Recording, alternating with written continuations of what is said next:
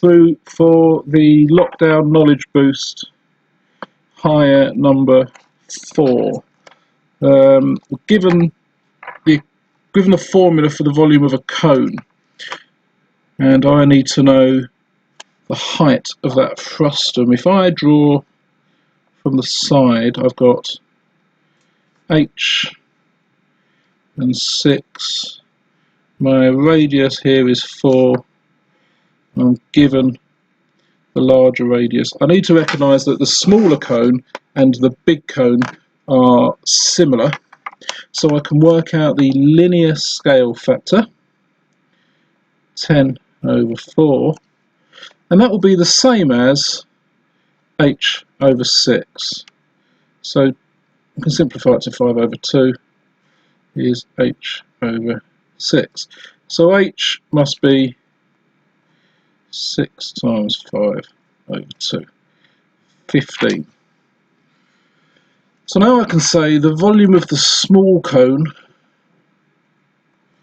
is pi times by 4 squared times by 6 over 3. Check that on the calculator. 4 squared times 6 divided by 3, so that's 32 pi. The volume of the big cone is pi times by 10 squared times by 15 over 3. 10 squared times 15 divided by 3 is 500. Calculate the volume of the frustum. The frustum is the shape underneath, the bit with the top cut off. So I've got 500 pi. Take away 32 pi, leaves me 468 pi. Question doesn't say whether to leave it in pi or not, so I'll put both, and then I'm definitely going to get my marks. 1470.27, and it's centimetres cubed to 2 dp. Right, question number 2.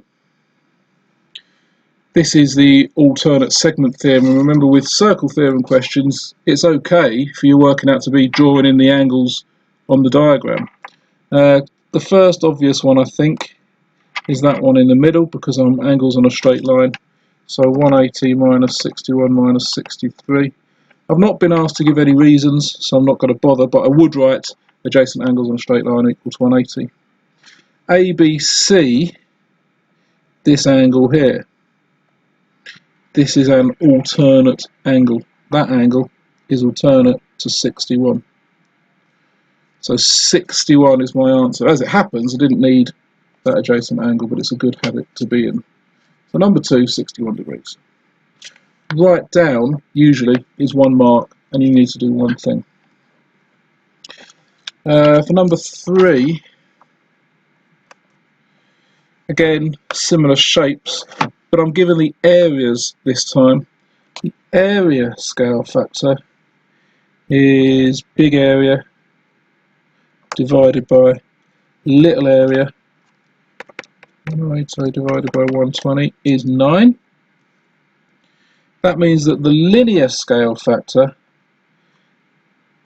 well, it's a square root of the area scale factor, so it's 3. To get the diameter of cone B, then I just need to do 8 times 3, and that's 24 centimetres. Number 4, the area is the proportion of the whole circle that angle gives me. So I know that the area of the whole circle is pi r squared, and I only want 142 3/60ths of it. The radius I'm given, so pi times 19 squared times by 142 over 360. Again, 2 decimal places, so this is definitely a calculator question. 19 squared times by 142 divided by 360 multiplied by pi. So 2 decimal places, 447.35 centimetres, so it will be centimetres squared. Number 5, right angle triangle. That's straightforward trigonometry. So as we always do, label the sides. That's x. 7.4 is my opposite side. 9 centimetres is my hypotenuse. SOHCAHTOA tells me that opposite and hypotenuse is sine. So the sine of x is equal to opposite divided by hypotenuse. I don't want sine of x, I want x, so I'm going to do inverse sine. Remember, that's the sine minus 1 button on the calculator. And I'm literally just typing that in. Inverse sine of 7.4 over 9. So it just says the size of angle x. So again, I'm going to go 2dp because I'm not told otherwise. 55.31 degrees. Just a quick sanity check. I mean, it's an acute angle, so I'm happy with that. For number 6, what do I need to find? I need to find the distance of helicopter D from helicopter E. The text really just describes the diagram that I've got. That angle's 60. I know straight away that that must be 120 because I'm looking at a straight line here. If that's 12, then I can find the third angle in the triangle. 180 minus 120 minus 12, 48. So that angle there is 48 degrees. The distance of helicopter D from helicopter E. So I'm after this side in the triangle. I've got this side. This is a sine rule question because I've got side and its opposite angle, side and its opposite angle. The unknown wants to be on top. X over sine 48 is equal to 900 over sine 120, and I've multiplied both sides by sine 48.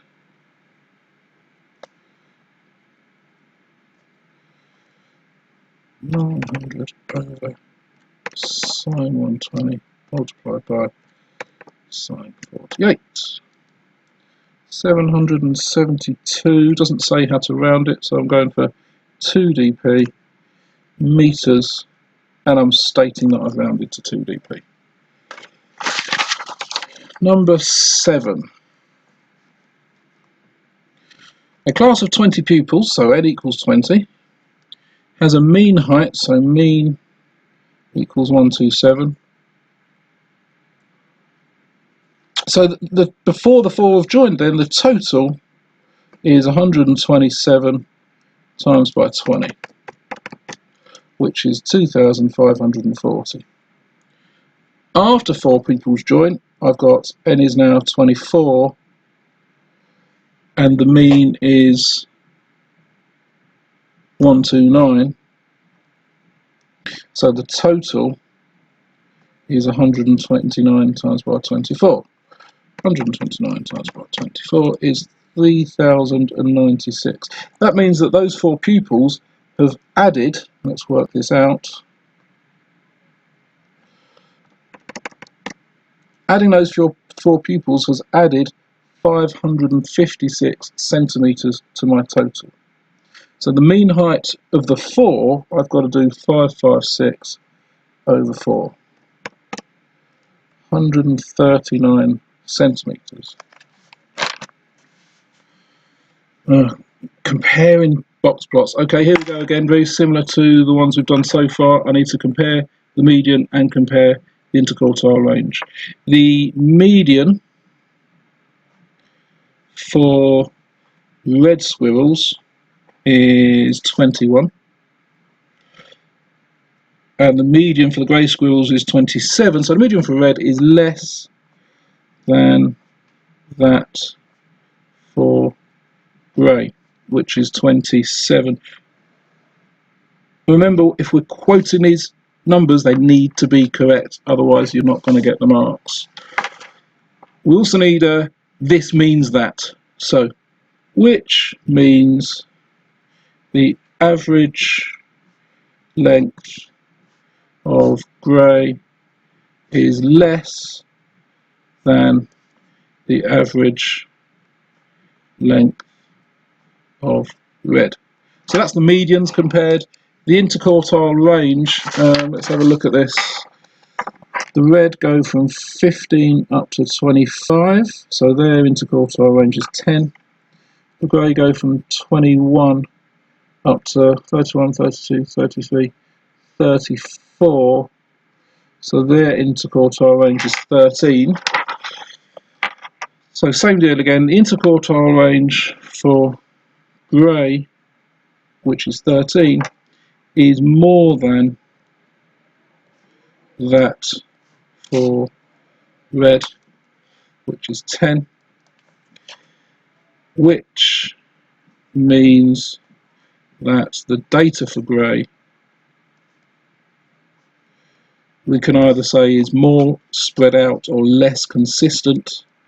Either will get the marks than that for red. Median and interquartile range always. Right, number 9. Remember, with histograms, the first thing I want to do is work out what the whole population is, and the frequency is given by the area of each block or each bar. This is 75 wide and 0.2 high. 15 flowers, 15 flowers. This is 75 up to 125. This is 50 wide times by 0.4. 20 flowers. 25 wide and 0.5 high. 25 times 0.5. Bizarrely 12.5 flowers. And this one is 100 wide, and it looks like it's 0.125. 100 times 0.125, also 12.5 flowers. Now the question how you get 12.5 flowers is interesting, but let's go with the numbers. It's more complicated than the frequency just being the bar, but let's go with these numbers. Right, the lower quartile. So I need to know how many flowers there are together. So the total number of flowers, I'll write it in the book. The total number of flowers is just adding up the totals for each bar.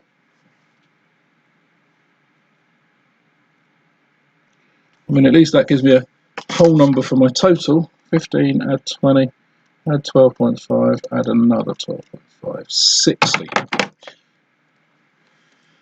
I want the lower quartile. That means I need to know where the flower number 15 is. Well, the first box has a population of 15, so the lower quartile's got to be right on that border there.